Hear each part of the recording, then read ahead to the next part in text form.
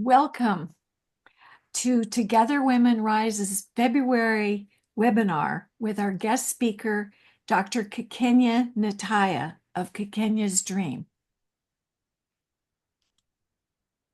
I'm Lindy Cater. I'm a co-leader of the Spokane 4 Washington State chapter, and I'm a member of the Transformation Partnerships Committee. I'm happy to be your moderator for tonight's event. Whether this is your first RISE event or you're a returning member, thank you for joining us this evening.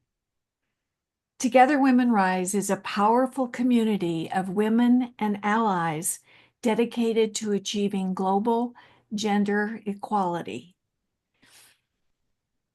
Together, we learn about and advocate for gender equality issues, give grants to organizations that empower women and girls in low-income communities of the Global South.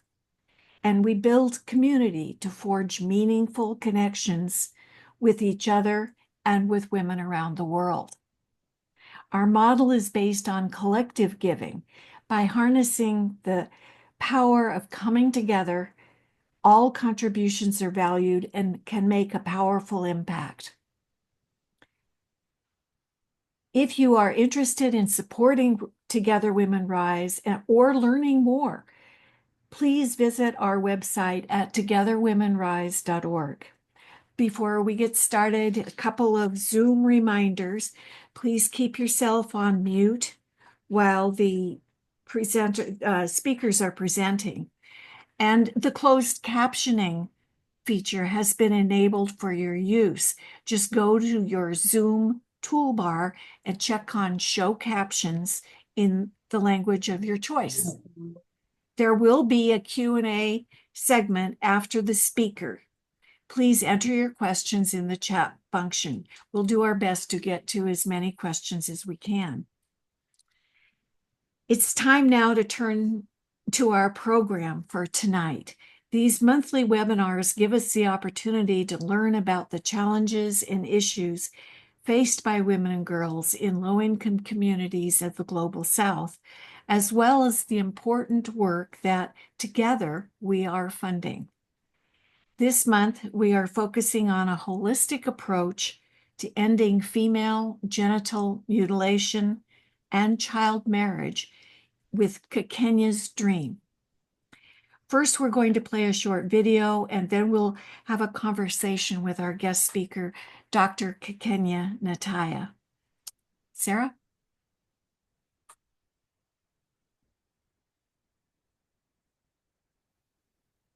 In a world where girls are often undervalued and denied the chance to reach their full potential, Kakenya's Dream is urgently fighting for change.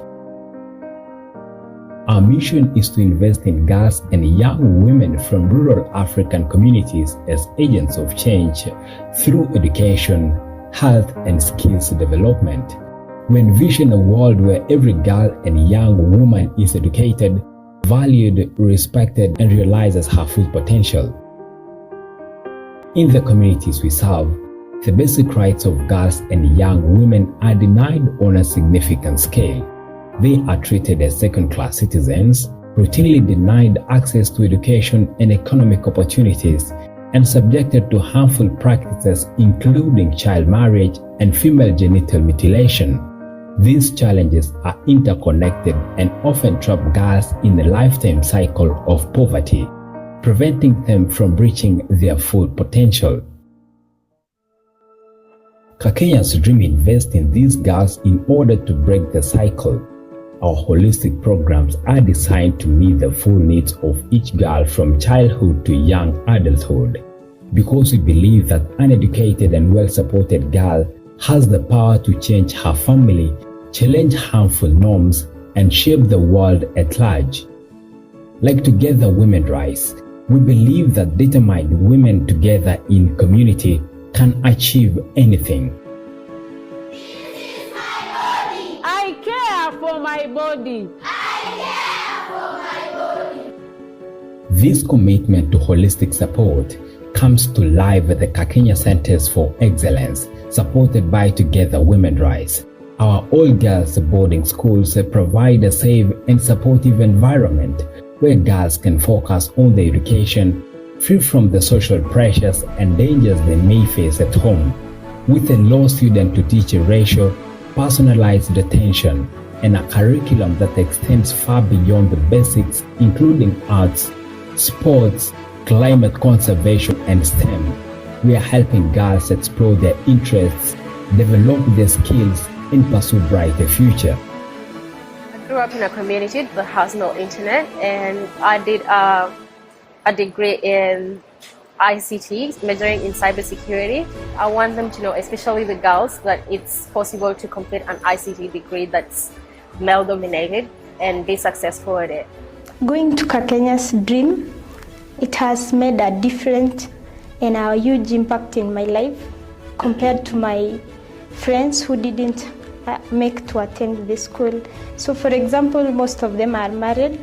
They underwent female genital mutilation. For me, being educated, my parents are happy, they are proud of me. I always wanted to be a nurse, and I had a passion of helping people, always being there for people, because I believe the purpose for someone in life is helping people. Our wraparound programs also ensure that they receive healthcare, mental health support, peer mentorship, sexual and reproductive health education, and job skills training. Since opening our doors, we've seen the incredible impact of this approach. We have maintained a 100% transition rate from primary to secondary education compared to the country's average rate of just 58%. And all of our students have remained free from FGM and child marriage. They go on to pursue higher education and meaningful careers, becoming community leaders and change makers. As they succeed, they inspire others to do the same, helping to shift social norms and create a more just and equitable society for all.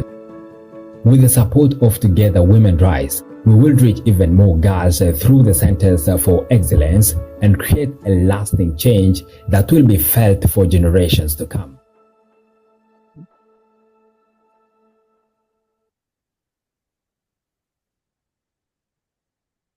I just love that video. We are honored to have Dr. Kakenya Ntaiya as our guest speaker this evening. Kakenya, who at the age of 5 was engaged to be married and as an adolescent subjected to FGM, defied Maasai traditions to pursue her education. After negotiating with her father to return to school following her FGM experience, she finished high school, finagled a U.S. college scholarship, which had previously only been given to young men, and eventually earned a PhD from the University of Pittsburgh. Kakenya founded Kakenya's Dream to educate girls, end harmful practices like FGM and child marriage, and transform her community. In 2009, she opened the Kakenya Center for Excellence, a school for vulnerable Maasai girls. Her work impacting hundreds of girls has been recognized by Bill Gates' Heroes in the Field series, Melinda French Gates, CNN, National Geographic, and others. And her TED Talks, A Girl Who Demanded School and Empower a Girl, Transform a Community, highlight her inspiring journey and are well worth watching. Kakenya, thank you for being here with us tonight. I'm personally very excited to be speaking with you.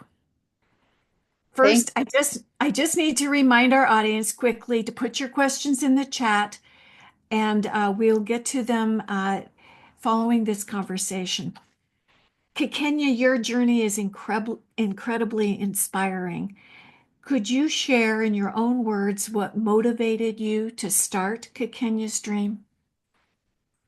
Thank you so much, Lindy. And good evening, good morning, good afternoon, all across the world, for everybody who is here listening to us. And thank you for joining us. I think today is the International Zero Tolerance Day, and just a very big day to really. I'm grateful to be here and be talking about FGM and child marriage and all the things that young women face. What really inspired me is to start Kakenya's dream is my own personal growing up in the village where women and girls are not valued. You know, you've seen and heard how girls really work hard and they are walking miles to go to school. They are home as mothers, and you kind of just like grow up in a place where um, I felt that what I wanted in life was not supported by the community or the people around me. My mother was abused by my dad quite a lot. She had nothing that she could call her own. And it was just so hard to see and grow in that community. So when I got an opportunity to attend college in the US, and was able to learn about what female genital cutting is, being able to learn that as a girl, I actually had the right of passage. I had the right to go to school, and that I wasn't supposed to be forced to go through female genital cutting. um, there was kind of like a built anger in me and say, how can this be, rights that existed internationally? My country itself, banning FGM, and yet so many girls in the village that I grew up were still going through that. And I think, um, every time I went home for the holidays, I found girls being married. I found girls stopping to go to school. And I remember that just before we opened, started Kakenya's Dream, I was at the University of Pittsburgh working on my doctorate degree. And that when I went, a girl in my neighborhood got married. And there was no NGO because we were very rural. I tried to like look for ways of supporting her, and I couldn't because there was no safe place to take her. And she got married. And when you see that, and then from that time I'd worked for the UN, I just thought that I needed to do something.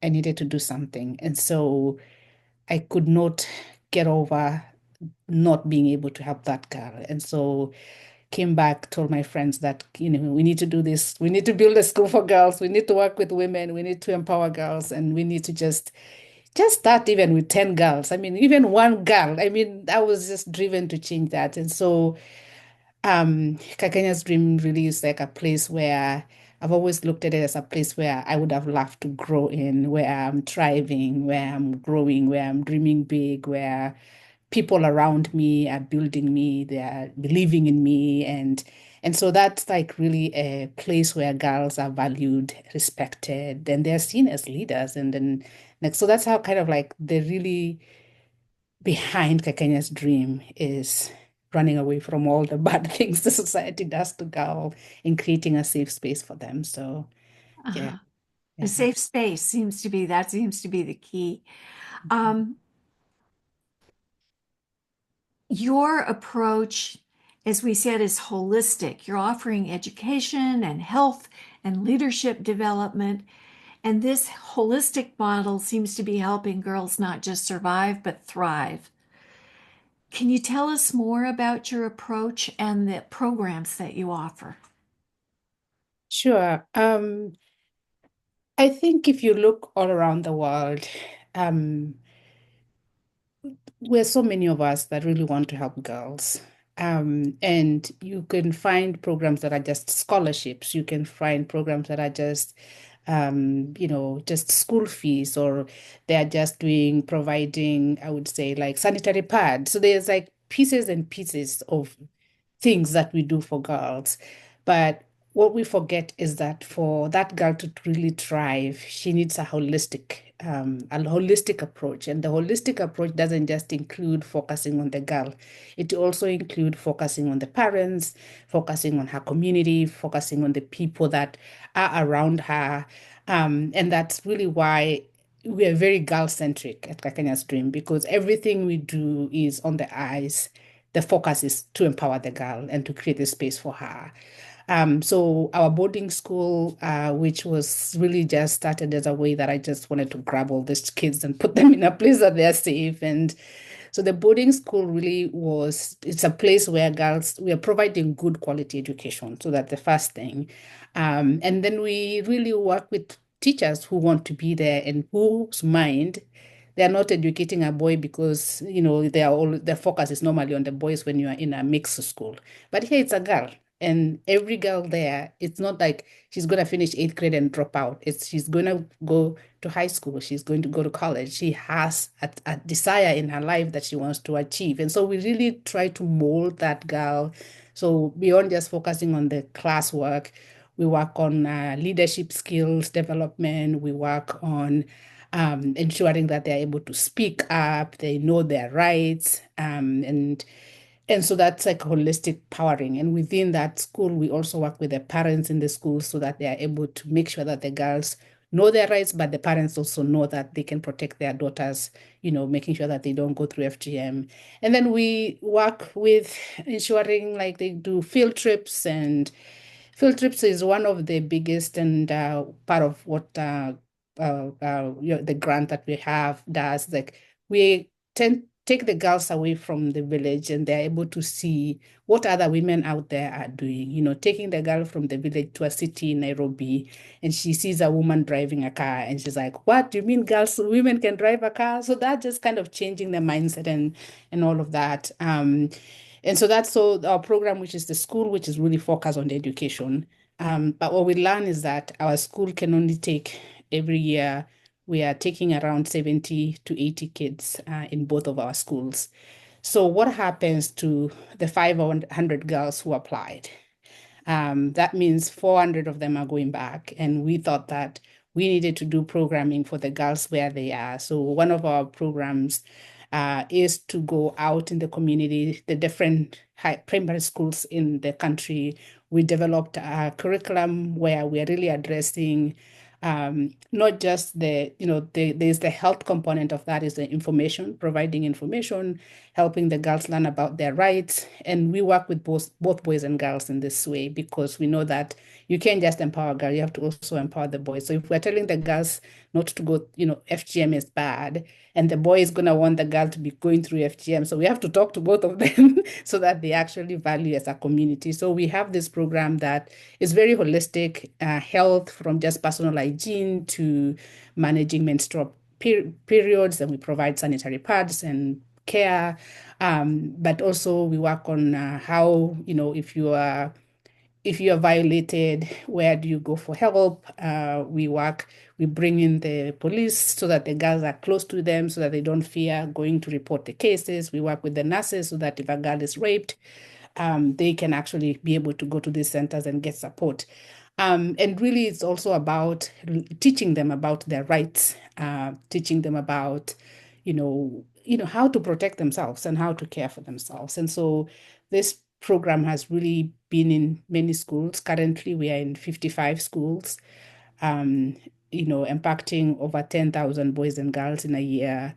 It is so needed.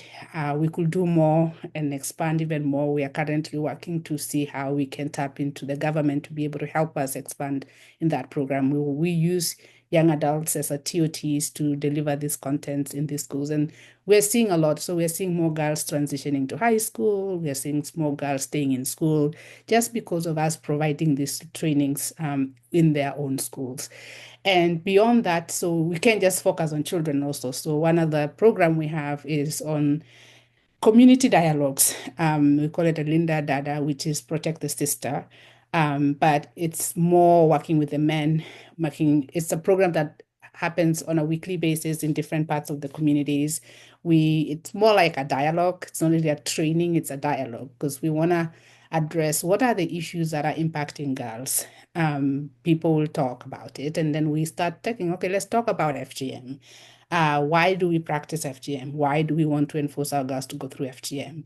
And it is a lot of dialogue where people sometimes women are blaming women, women are blaming men, but we stay with the dialogue. And over time, we have seen so much change in the way that the community accept this. And so it's a lot of programs that we do. And I think with our education also, just one part that I didn't talk about is to ensure that the girls are transitioning from primary school, from high school to university or to college.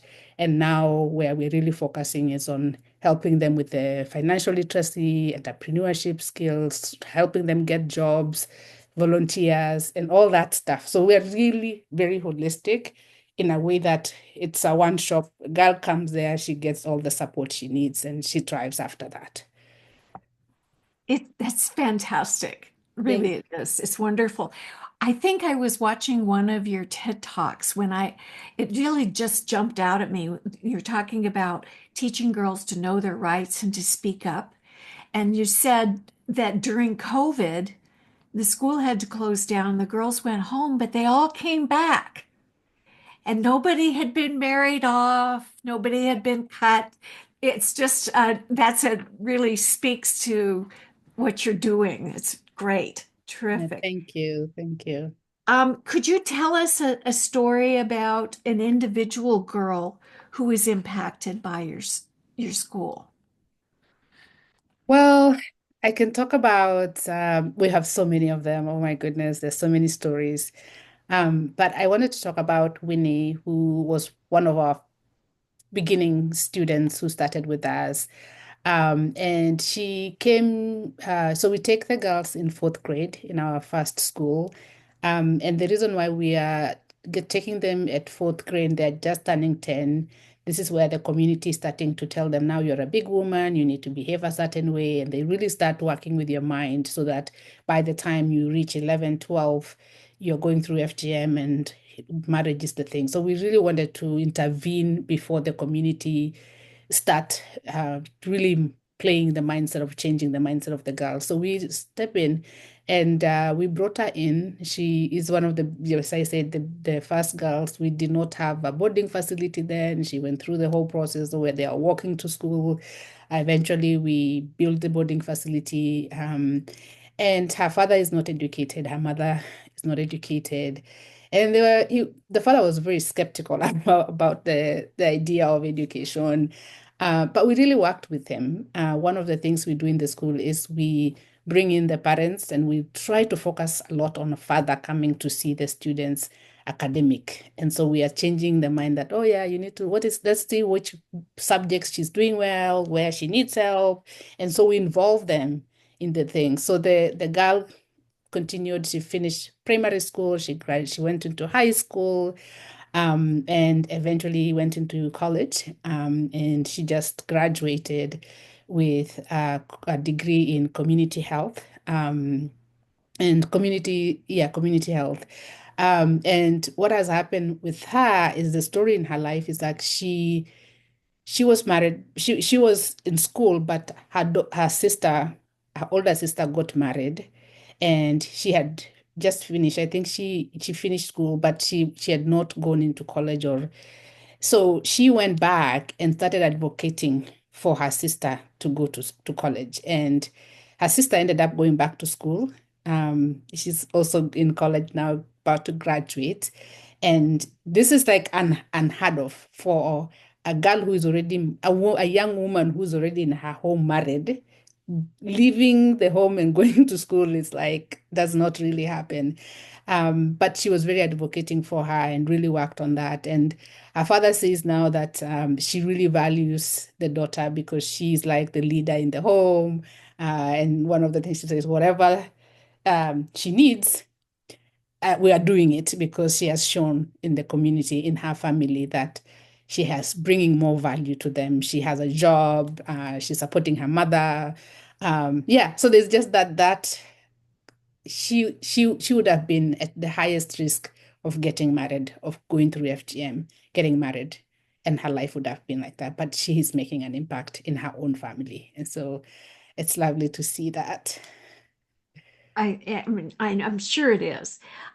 You speak about the fathers changing their attitudes when they see their daughters' academic achievements and they become proud of their daughters and become more supportive.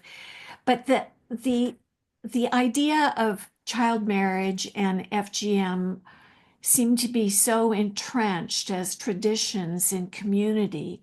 And I'm wondering what you think now about what does it take to change long held beliefs and traditional practices for the community as a whole. Wow. I think the first thing I have to say that it does take time. So we have to be very patient and it takes time. Um, we went in our community, we used education. We didn't go in and say we want to stop FGM and we want to stop child marriage because that's like a Yeah. no-go zone. So we went and said, oh yeah, everybody agrees the kids should go to school and then we can handle the other things later.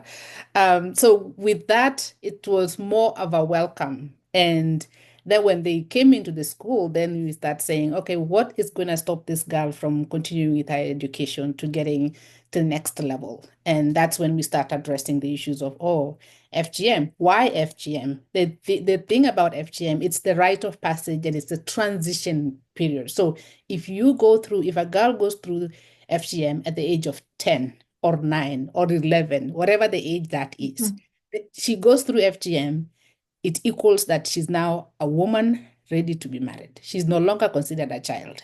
So if she, it's really like, and the community knows the moment you become a woman, they actually now you're not protected by the community. You are, you get married, you can be raped, and there's no like anything about it. Like you are a woman now and you're available and you are, so we telling the men, telling the fathers that if this girl goes through FGM, what happens to her? So they already know, they're like, yeah, we're not even talking about marriage, but the fact that of just going through FGM is a significant that shows that you are an adult. So we do things, and it doesn't matter what the age is. So that was a big one. It's like, let's talk about it and let's see if we can protect our daughters from this. And it's so interesting when you start dealing. I mean, people used to tell me, this is not sustainable. I'm like, well, I just need one or two of them to catch up and then they will change the others. And so over time, it was hard for us to show. It took us, let's say the girls came in fourth grade, they had to do their national exam in eighth grade, which was like a 5-year period where we were really talking to them and then the girls do the national exam and then they did really well. So the fathers are the fathers who had never, there was a father who never used to come to meetings. Her daughter, actually the one who speaks about studying engineering, Lynette, her dad had like never come to meetings. And Lynette shines in the class and he comes with a car. He rented a car just to drive around the village to say she's going to school. This man changed his mind in a way that I never like. Lynette was going to a very far high school. He took her to high school for the first time. They're traveling Oh, together. It was like, and all this year I was like, just waiting. Please come to the meetings. Nope. Please do this. Nope. The day he did well, some pride just came out of like unbelievable. It's really sometimes you need to show people. You need to show people what it looks like because the only thing they knew is an educated woman looked like me, but what does that mean? But when it is in their house, they see the difference. But it takes time. It takes time. yeah. I tell you, like we had to break that 5 year to be able to start seeing the champions who are now. These men are the ones going calling the other men, don't cut their daughter, don't marry them. Good, Now good. the big spokesperson for us. Yes. Oh, that's amazing. That's great. Um, I think your program model is so well designed. I'm wondering if you're aware of any efforts by other NGOs to duplicate your model for girls' education and ending FGM and child marriage. So there's a lot of programming, especially now with a lot of there's a lot of because of the Kenya, for example, the previous president really did a lot of work for ensuring that FGM was at the center of the stage and created very strict laws, and really a lot of effort has been the governments have invested a lot of effort in raising awareness and advocacy. And the what is left is for us is that yes, the laws are there, but we need to the laws are implemented sometimes with the chiefs that actually believe in the cutting of the girls and all that. So there are a lot of programs that are in the community. So we are part of networks. We are part of the anti-FGM network. There is a network that for child marriage. Of course, we the girls not right, not rights network. And what we are currently doing is a lot of like in our community, whenever there are events or international days of recognitions, we come together as nonprofits that are on the ground, really to raise awareness together. It's more a lot about like we need to build there's a need to build more capacity for NGOs, which I'm really like trying to work with the people that are around us to do that, because change has to happen from within the community. Like we can't impose our own ways. Our program has been successful because I lived in that community. I grew up in that community. I speak the language in that community. I am able to say this, and I'm able to say this, and I'm able to like actually articulate. So it's a lot of like really we need to identify those who are at the local and the roots that we can identify. So there's a lot of NGOs out there that needs to be shined the spotlight to really empower them to really speak up and to continue to do the great work on the ground in their own communities. Yes. You mentioned that when you came to the US, you discovered that FGM and maybe child marriage were actually illegal in Kenya. So, and I'm assuming that there's some local law enforcement in the village. Is there ever an attempt to get that law enforcement to enforce the law and protect these girls? It takes time. One of the works that we do, I can tell you that chiefs, the chief is the local authority that actually is supposed to implement the law within their community. That's how the government works. So the government implements they put the law on books, they pass it, then now it goes down to the local village chiefs who are supposed now to be the arm of the government that can actually stop these practices. But you find that that chief himself is Masai. He wants to, his daughters are going through FGM. Actually, one of the backlashes when the government put this law, and they were saying that if you are found, doing FGM, practicing FGM, you're going to go to jail. So they decided now the chief started actually themselves now calling for families to bring their daughters to go through FGM in their homes. It's like, wow, okay, let's go back to like basics. So one of the things we do is a lot of trainings for the chiefs from the community, and we want to have dialogue with them because they're the key people to do that. But the good thing also, because it's a law in the books, we can, when the chief is actually hired by the government, we can hold you accountable. So we do the trainings, and then we really start playing the power of who is the next bigger, who do they report to?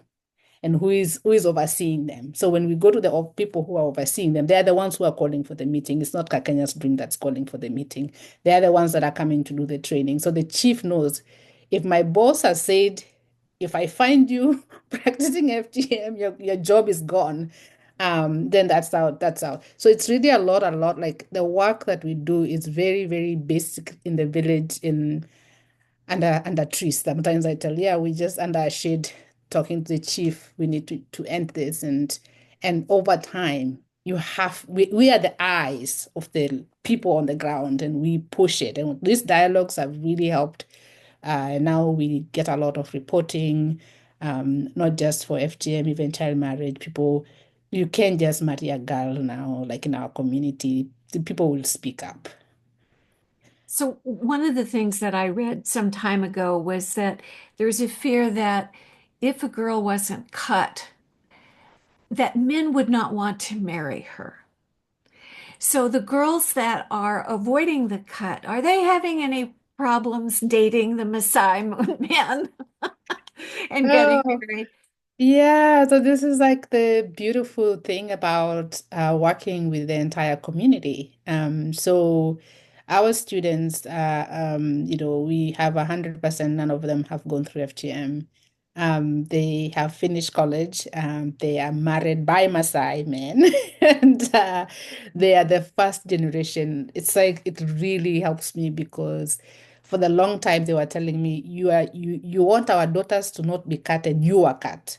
How is that fair? And it was like, my girl is not going to be married. But now they have examples of their own daughters, the people from the community, have seen them, and they're seeing them having children, they're seeing them being wives and having careers, and it's just a different eye set. So it's and the beautiful of it is that we know that when this girl has avoided FGM, her daughter will avoid FGM, and it just ends there. It's a generation. It just takes us one generation and we can really end this FGM, or even child marriage and all that. I think because a girl who goes to school, and you can read all about this, there's a lot of benefits.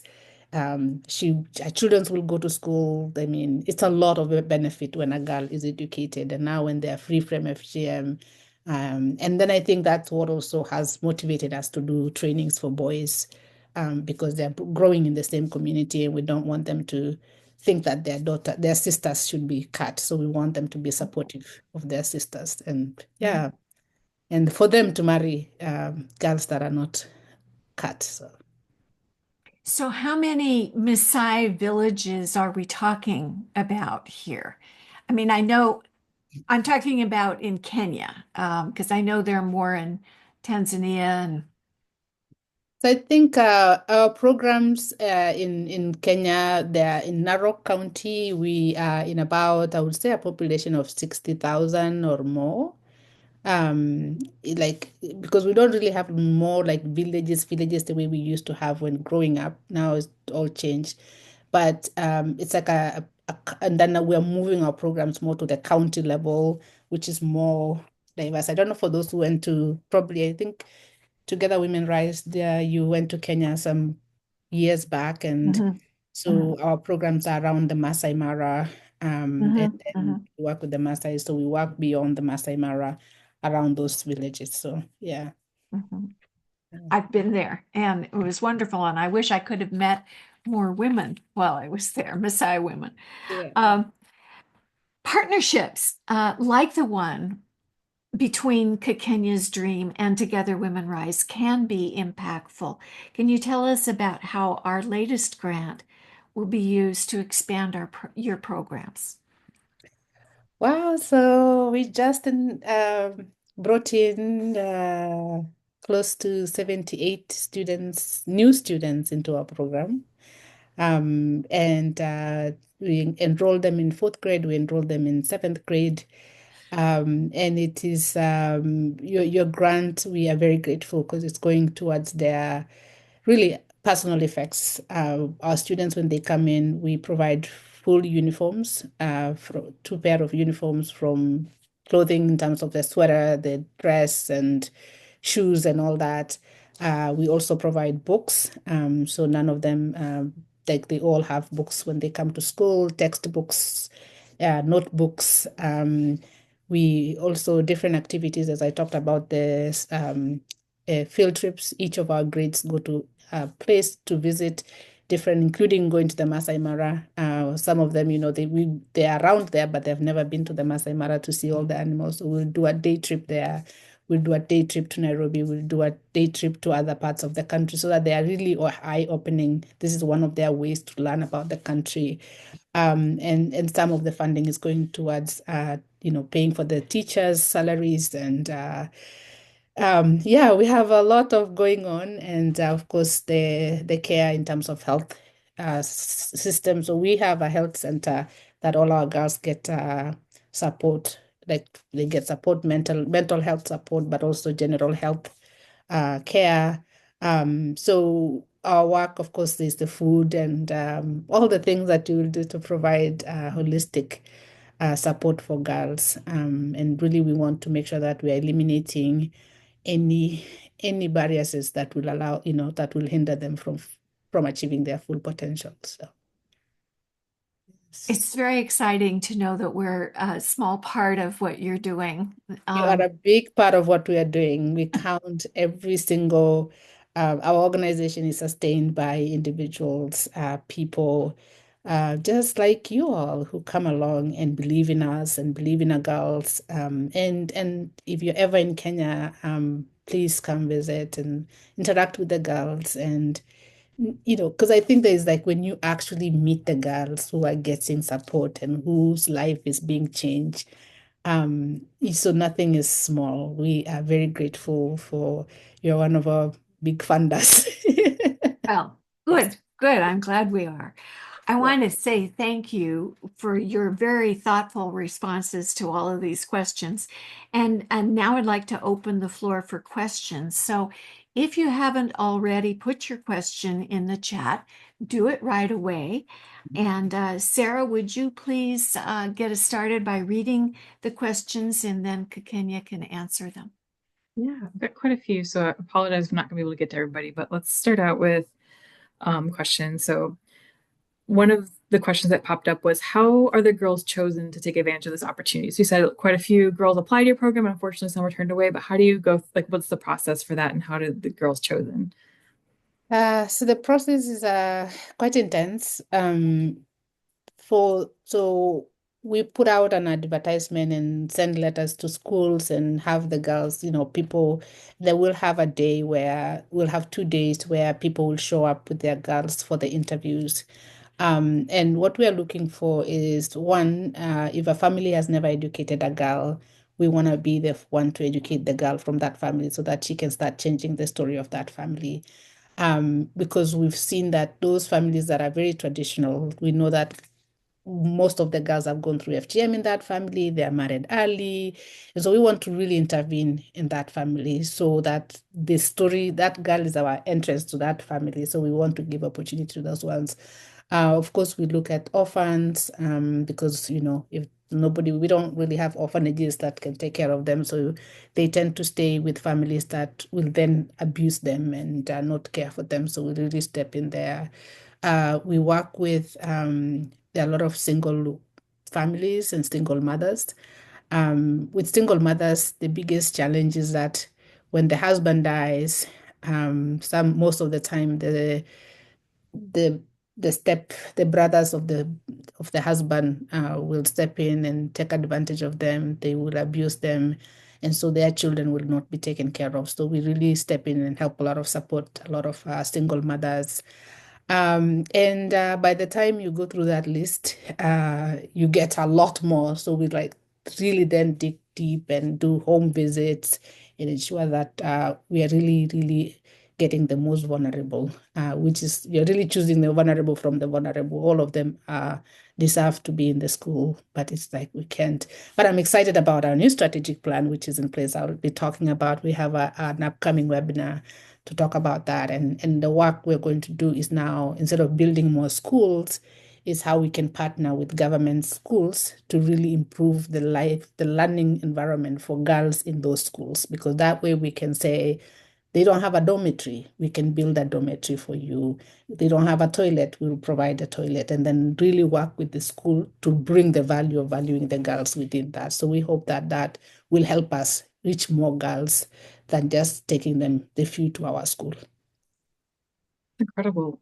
Thank you for sharing that. Like, one of the next questions we had actually kind of leads into that. So somebody was asking, what is your hope for Kakenya's dream in the schools in the future about 5 years from now? So is that part of the plan? And do you have other big dreams that you'd like to share? Yeah, so definitely. I think that's the biggest. We just completed our new strategic plan. We're just launching this year. Really excited about it because we worked with the community to come with it. And of course, education is the key and the central of everything that we do. So we want to educate more girls. And the way we want to do that is by really partnering with government schools and creating safe spaces for girls within those government schools and being able to empower those communities to be able to really value the girls where they are. And we can bring change through that, through teacher trainings, but also supportive, whatever, in terms of they don't have books and learning material, we can support in there. But there's a lot of capacity building of the schools that so that girls have an environment that is conducive for them to learn. We're also looking into a feeding program because we know most of the time children will not come to school if there's no food, or they come to school when they haven't eaten anything, and so learning is not possible for them. So we want to see if we can step in and get funding to be able to do feeding programs. And then our health and leadership training, the training I talked about that we do in the other schools, we used to do 6 months partnerships with schools, but we want to strengthen that by going deeper and doing 3 years commitment to a school where we are doing a training in. We have developed a manual where we can train. It's a curriculum where we can train fifth graders, sixth graders, and seventh graders for 3 years. Each year you're learning something different. And so we want to build capacity for the schools to be able to own into that curriculum. So when we phase out, they can actually continue doing the trainings. And so that's another work that we're really going to look into is employment and preparing our young adults who are graduating from college to get jobs. So a lot of job training, a lot of financial literacy, a lot of entrepreneurship, really wanting to make sure that their livelihood is, unemployment in Kenya is quite high for the young people. And so we want to see what other ways that are out there for them to have a livelihood. So that's another bucket of work that we do. And then environmentals, we can't run away from climate change. And so some of the work we do there is working with women to learn how to conserve water and storage of water, and then better cooking so that we're not depending on firewood. We can use other electricity, other form of energy to support. So it is exciting to do all that about the next 5 years. It's really exciting to see where we can go with that and expanding our work, but also deepening our impact. That's what we want to do. That's so incredible to hear, like how like you start out with just like dream of like helping like one or just a few girls, and like how it's now expanded to like you're transforming communities and all these people's lives and like expanding to helping the environment and like all this. Like, it's incredible to hear all of this. So thank you for sharing that. And some of the questions that have come in have asked a bit about, do you help people beyond the girls? And I think you kind of touched on that. But one of the other questions that's come up is you talked a bit about how like mothers and fathers are kind of in the situation, but can you talk a bit about like, are her grandparents kind of involved, or like grandmothers? Like, how are they kind of seeing that? Are you seeing some transformations with them? And like, what kind of role do like particularly grandmothers play as you're seeing these families? So grandmothers are, we call them, they're the keepers of our cultures and customs and everything. And they're really, they're the ones who have all the knowledge. So some of the work, we don't do a lot of work with them, but we involve them in terms of storytelling, coming and meeting the girls and sharing about different opportunities. But a lot of work, I think, is involved on the parents, immediately parents. We don't really have also a big elderly community, most of because of what is it called? The life expectancy for us is lower, so there's not a lot of many and elderly, and those who we have, we try to use them to do storytelling in the schools. Wonderful. So another question that somebody came up with was, are there any programs like yours that are kind of in other countries, or do you have any plans down the road to slowly spread and expand your model into other countries? Do more. Right. There are other programs in other countries, and that's, I said, I think if you go to Girls Not Bride, is one of the groups. There's another that has a lot of members that are coming from like different parts of the countries, different parts of the world. to say that are coming together for that issue of child marriage. We have an anti-FGM community that works with it. For us, what we are doing currently, we are looking at partners that we partner within the communities that we are, but also we just started working with a partner who is in Tanzania on the border, because there will be, border crossing. Somebody will not, they will go to the other country to cut their daughters and then bring them back. So we want to be able to do that border crossing work. But currently, we're just kind of really, there's a lot within the communities that we work. Narrow County, Kisii County is another one. We just started our work there. So there's so much. And it's because I think we are in such a rural area. So most NGOs, it's difficult to get where we are. Most NGOs tend to be in a place where it's easy to access the airport. It's easy to have, it's just a 2-hour drive away from the city. But for us, it's a commitment. If you're driving, there's like the closest airstrip, of course, that's 2 hours away. So it takes a commitment to work in such areas that it's like the last mile where there's nothing, there's no electricity, no paved roads, and all that. Yeah. But there are a lot out there. That's wonderful to hear that like people are taking this more and more seriously and that word's getting out and more organizations are getting behind this and trying to make change. And that's really important. Yeah. One of the questions that came up was, are the reasons why like girls are being married so young, does that have to do for financial reasons, or what are some other reasons behind child marriage that is happening that you're noticing from the families or the communities? Is it cultural differences or financial differences or like those types of things that are kind of impacting that? I think the biggest is poverty. So poverty is a big influences, and when a family has, typically Maasai's, I mean, I think an average of 2 wives.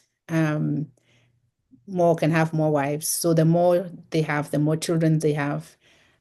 You end up seeing that, you can't feed all of them. And so girls, it's easy for them to get married and have their own families. But what also comes is that when a girl is married, there's a dowry exchange.